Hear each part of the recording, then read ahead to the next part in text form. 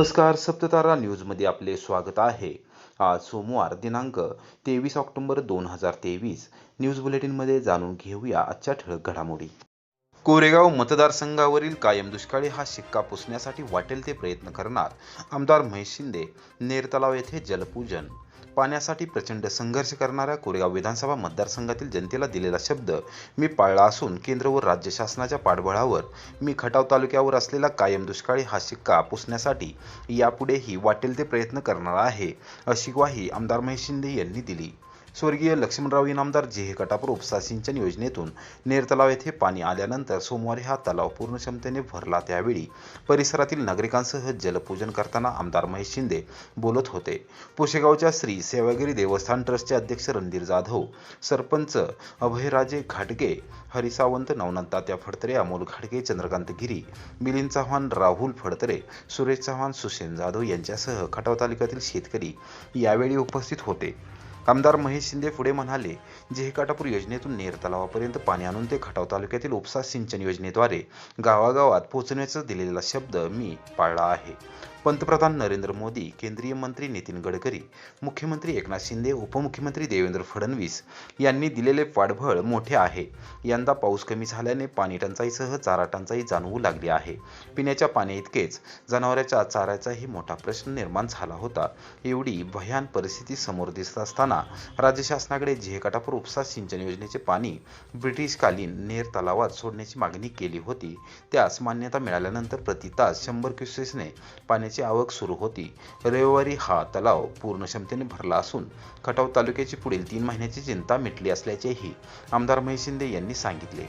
पाणी उपसा करणाऱ्या सर्व शेतकऱ्यांनी पाण्याचे नियोजन करून उपलब्ध पाण्यातून प्रारंभी जनावरांच्या चाऱ्याचा प्रश्न हाताळावा, अशा सूचना आमदार महेश शिंदे यांनी केल्या.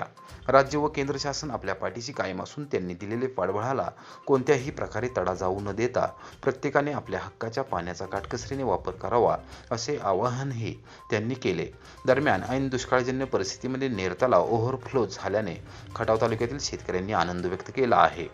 ओव्हरफ्लो झालेले तलाव पाहण्यासाठी व आमदार महेश शिंदे यांचे स्वागत करण्यासाठी तालुक्यातील शेतकरी सकाळपासूनच परिसरात जमू लागले होते. आमदार महेश शिंदे यांच्या हस्ते नेर तलावातील पाण्याचे पूजन करण्यात आले. यावेळी उपस्थितांनी आमदार महेश शिंदे यांच्या विजयाच्या घोषणाही दिल्या. कोरेगाव तालुक्यात ग्रामपंचायत निवडणुकीत एकूण 13 गावांच्या सरपंच पदासाठी 28 तर सदस्य पदासाठी 184 उमेदवारी अर्ज छाननीमध्ये ठरले वैध. एकही अर्ज अवैध ठरला नाही. कोरेगाव तालुक्यातील 13 ग्रामपंचायतीच्या सार्वत्रिक आणि 10 ग्रामपंचायतीच्या रिक्त जागांसाठी होत असलेल्या पोटनिवडणुकीत सरपंच पदासाठी 28 तर सदस्य पदासाठी 182 उमेदवारी अर्ज दाखल झाले होते. सोमवारी सकाळी झालेल्या छाननीमध्ये एकही अर्ज अवैध ठरला नाही. सर्व अर्ज वैध ठरले आहेत, अशी माहिती तहसीलदार कार्यालयातून देण्यात आली. तालुक्यामध्ये 13 ग्रामपंचायतीसाठी सार्वत्रिक निवडणूक होत आहे तर 10 ग्रामपंचायतीमध्ये रिक्त जागांसाठी पोटनिवडणूक होत आहे. राज्य निवडणूक आयोगाने जाहीर केलेल्या कार्यक्रमानुसार तालुक्यामध्ये उमेदवारी अर्ज दाखल करण्याची प्रक्रिया शुक्रवारी सायंकाळी संपली.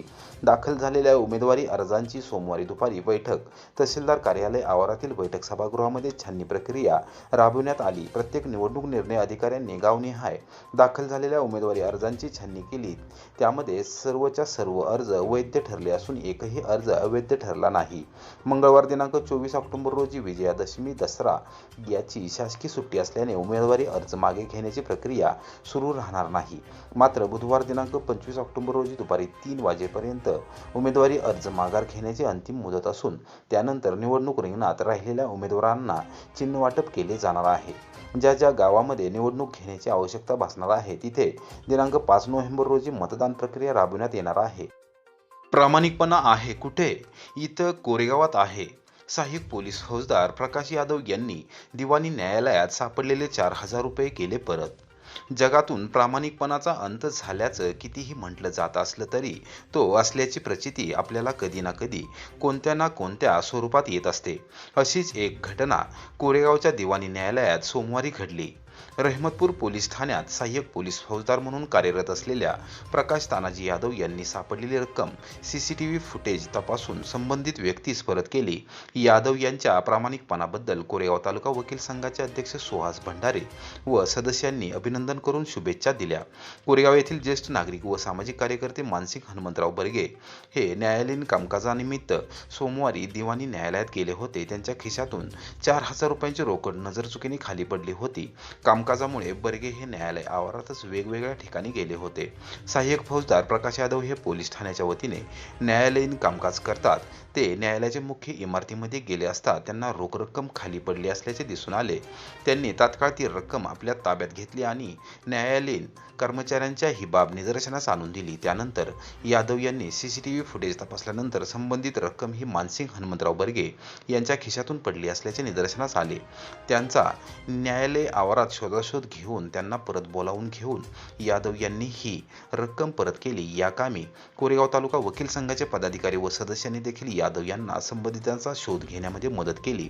सहाय्यक फौजदार प्रकाश यादव यांनी दाखवलेल्या प्रामाणिकपणाबद्दल न्यायमूर्तींसह उपविभागीय पोलीस अधिकारी राजेंद्र शेळके, रहमतपूरचे सहाय्यक पोलीस निरीक्षक गणेश कड, कोरेगाव तालुका वकील संघाचे अध्यक्ष ॲडव्होकेट सुहास भंडारे, पदाधिकारी व सदस्यांनी अभिनंदन केले। एकीकडे प्रामाणिकपणा आहे कुठं असं आपण सहज बोलून जातो, मात्र प्रकाश यादव यांच्यासारख्या प्रामाणिक माणसाला भेटलं की हे समज मनातून निघून जातात। कुशेगाव येथे दसऱ्यानिमित्त मंगळवारी दुर्गादेवीच्या मिरवणुका निघणार, वाहतूक व्यवस्थेत पोलीस अधीक्षकांनी केला बदल, वाहनधारकांनी नोंद घेण्याचे केले आवाहन। कुशेगाव येथे दसऱ्या दिवशी मोठ्या प्रमाणावर दुर्गादेवीच्या मिरवणुका निघतात। या मिरवणुका पाहण्यासाठी संपूर्ण जिल्ह्यातून नागरिक गर्दी करत असल्याने वाहतूक कोंडी होते। ही बाब लक्षात घेऊन पोलीस अधीक्षक समीर शेख यांनी कुशेगाव येथील वाहतूक व्यवस्थेत बदल केला आहे। मंगळवार दिनांक 24 ऑक्टोबर रोजी दुपारी 2 ते रात्री 12 या कालावधीत वाहतूक व्यवस्था बदलण्यात आली असून पार्किंगची व्यवस्था देखील स्वतंत्र करण्यात आली आहे। कुशेगाव शहरात सातारा लातूर राष्ट्रीय महामार्गाचे काम सुरू असल्याने वाहतूक संथगतीने होत आहे। त्याचबरोबर भाविकांची गर्दी आणि दुर्गादेवीची मिरवणूक लक्षात घेऊन अवजड वाहतूक शहरातून होऊ नये यासाठी महाराष्ट्र पोलीस अधिनियम कलम 33(1) ब प्रमाणे पोलीस अधीक्षक समीर शेख यांनी अधिसूचना जारी केली आहे।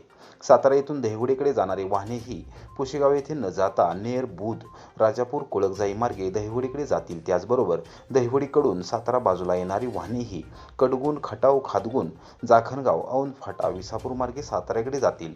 वडूज बाजूकडून फलटणकडे जाणारी वाहनेही कुशेगावमध्ये न येता खटाव, जाखणगाव, औंध फाटा, नेर, ललगुण मार्गे फलटणला जातील। तसेच फलटण बाजूकडून वडूजकडे जाणारी वाहनेही ललगुण, नेर, जाखणगाव, खटाव मार्गे वडूजकडे जातील।